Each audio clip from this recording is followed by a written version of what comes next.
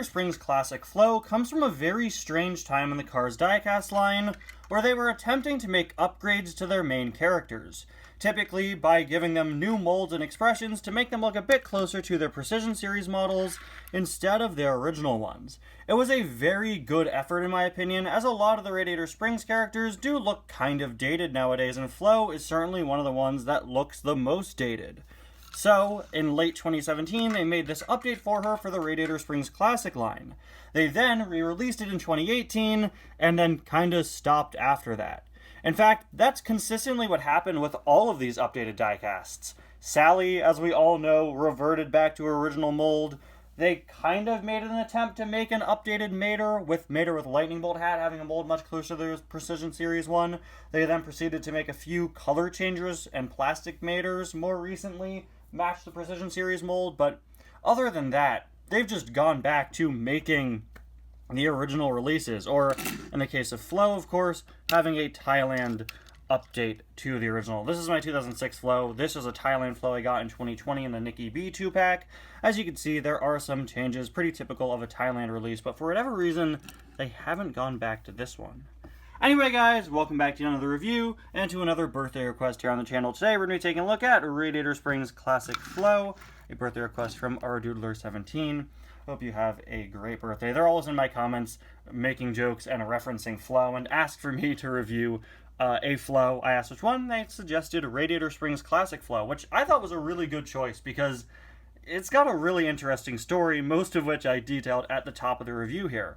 And honestly, while I do like this as an upgrade to the original Flo diecast, I don't know if I'm the biggest fan of it. I think that the 2018 Sally update is a perfect update to Sally, taking what worked with the Precision Series one and combining it with just a regular Sally diecast to make a perfect update. And then the Welcome to Radiator Springs release of her did that even better, took it above and beyond, made her even more accurate. In the case of Flo, I don't know, I actually didn't realize she has a different mold until, well, right before I started this review. You can see very clearly, yes, this Flo is quite different than the original. Shorter, slimmer, the hood is a lot kind of lower to the ground, a bit shorter, you know, and honestly, I don't know, because I feel like while the mold on this is great, the face just doesn't sell it for me. I was actually never the biggest fan of Precision Series Flo just because I didn't like how the hood looked.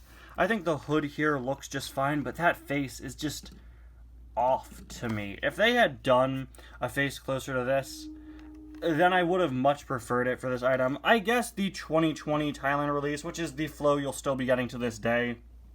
I don't know when this Thailand Flo was first debuted. But this Thailand variant of Flo, I guess, is a good enough compromise. It's not like Sally, where Flo desperately needed an upgrade. I think what we have now is honestly a pretty good one here. It makes the hood here a bit less bulky, and I think it definitely gives her a better expression here.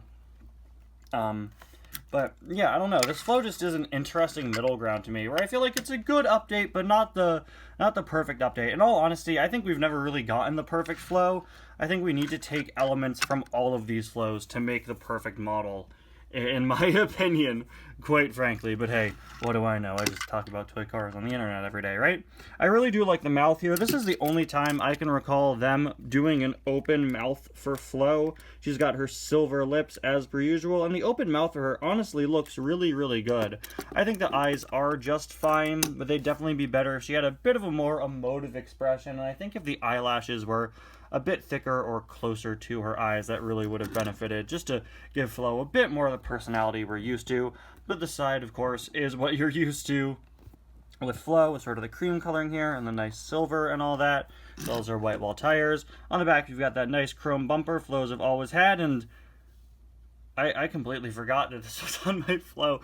Yeah, my Radiator Springs Classic Flo, her license plate is upside down, as you can very clearly see.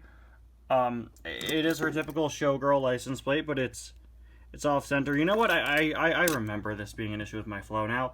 See, back in the day, I did a series called 60-second reviews where I'd try to review Cars diecasts in under 60 seconds. This was back in like 2018, 2019. It's probably a much more common idea now that YouTube Shorts exist, right? And we all have to abide by the algorithm and make these shorter videos occasionally. But I remember when I got to Flo, this was the Flo I wanted to do a 60-second review of.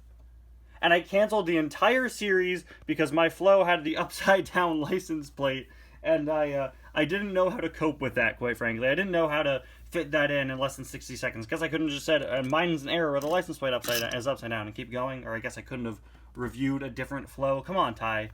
Could have made better choices, man. 60-second reviews could have been your best series. Up there with Tractor Shorts, Life as a Spy, Finn's Adventures, and Batcar, which has been on hiatus for a year now. Where is Batcar? Jeez. I don't know. Maybe the Joker finally kidnapped him. Anyway, finally, there is a look at the base. Certainly an interesting item. One of those items where I think the story behind it is more interesting than the item itself, because the story of Mattel attempting to make updated Radiator Springs variants and then just kind of giving up on it is so unique and so very weird. And we've never seen something like that happen again. Anyway, guys, thank you so much for watching. Once again, happy birthday to our Doodler17. We'll see you guys next time. Bye now.